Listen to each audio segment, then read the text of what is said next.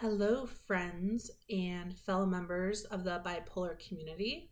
Welcome to my YouTube channel. In case you don't know, my name is Jenell, um, and I am kind of embarking on a little project where for 100 days, I'm trying to show up for you consistently to establish kind of my credibility that I want to show up for you and this community. I've been living with a bipolar diagnosis for about 20 years now, and I just turned 40. I was diagnosed just shortly after I had turned 20. And if you don't know, I just really love this population, the bipolar population. I think even though we are up against so much, I think that every person with bipolar that I've ever met has something so incredible inside of them, and I want to be a part of sharing those gifts and supporting the community. So if you don't know yet, I start every video with ringing this beautiful gong that my friend Donna made me.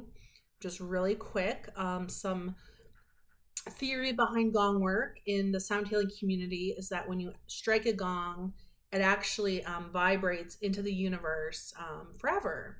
And I think it's a really great way to kind of clear the energy and hold intentional space. And so you can hold whatever intention you'd like, wherever this video finds you. I think that, the intention I'm going to hold is that wherever you are in your life, when this video finds you, you feel seen and supported. So, I'm going to go ring the gong. I'll be right back.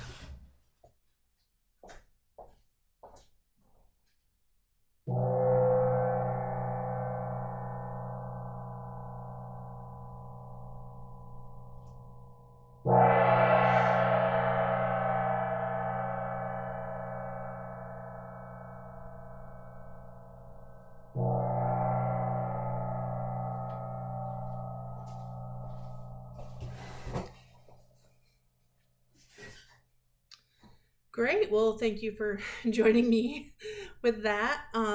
Today's video I'm hoping to keep short, and it's really unscripted because yesterday's video I actually haven't uploaded at the time of this recording because it was over 15 minutes, and YouTube has all this drama if you make a really long video.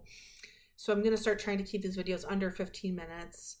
So I just kind of want to share, again, a little bit about my day and a takeaway that I'd like to share with you. So I had a sleep in until 3 o'clock day to day. A couple days ago, I'd had a sleep until 4 o'clock day, and I get that just sounds crazy. I get it, but everyone with our illness gets that that's the reality sometimes. And because I have actually been able to totally embrace that just because you sleep late doesn't mean the day is ruined, I want to tell you what I personally did to have a great day, even though it's only 8:30 p.m. my time. So this is a little trick that I kind of invented, and it has really served me well.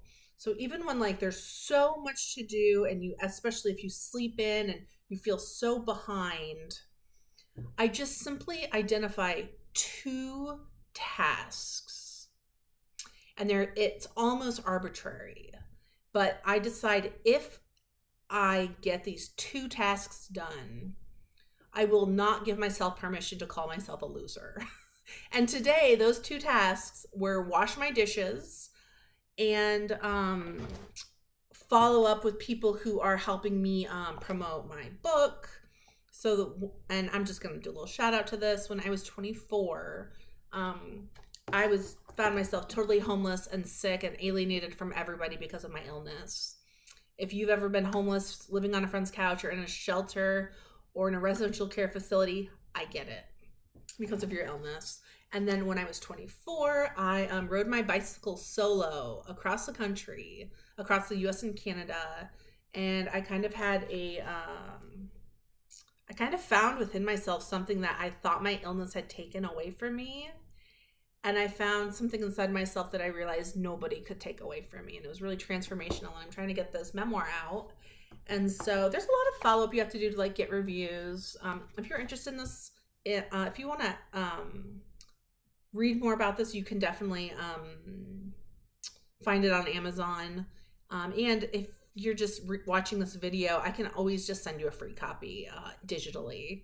That's just a way I can, yeah, just serve the community. um, yeah, and so I want to encourage you to just try that out. You know, sometimes our big to-dos will be really high level things, like get something really big accomplished when we're really in a high level, when we're operating at higher capacity. And sometimes, especially if you're in a depression or just in a funk, your to-dos could be take a shower but don't wash your hair, and brush your teeth for 30 seconds without toothpaste. You know, it could just totally vary. And it's not about really, it's not actually about what you do. It's just about giving yourself permission to ebb and flow with your capacity, and yeah, not label yourself a loser regardless of what the day is. As you might notice, my hands have a lot of ink on them. One thing I did today that I just kind of did for fun was I made a really fun postcard. I mailed it to my son who's living out in Kansas City. I talked about this in yesterday's episode, but my son now lives with my brother and my sister-in-law. And that is its own whole conversation. But I guess I'll touch on it really quick in case you haven't seen that episode.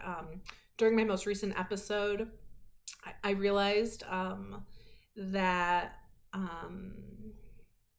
managing my mental health needs and my son's needs, I wasn't able to do both. And so I voluntarily gave guardianship of my son over to my brother, my sister-in-law. They are amazing people and are really showed up for me and my son. And we're kind of beginning this journey of, you know, kind of day by day of what it looks like. But anyways, I kind of got my hands dirty. I made a really cool piece of mail art. I'm going to mail it to him. I feel really positive about that. And yeah, so I guess, again, this is just what I want to encourage you to, as I'm leaving this video, is on a day-to-day basis, be kind to yourself, and, you know, just come up with 2 things you need to do and see if doing that gives you a somewhat sense of accomplishment, but in a very realistic, attainable way. And yeah, if you have extra time, do something that nurtures your creative side. Like for me, it was getting inky and artsy. Anyways, thank you for showing up with me. I will hopefully see you tomorrow. All right, take care.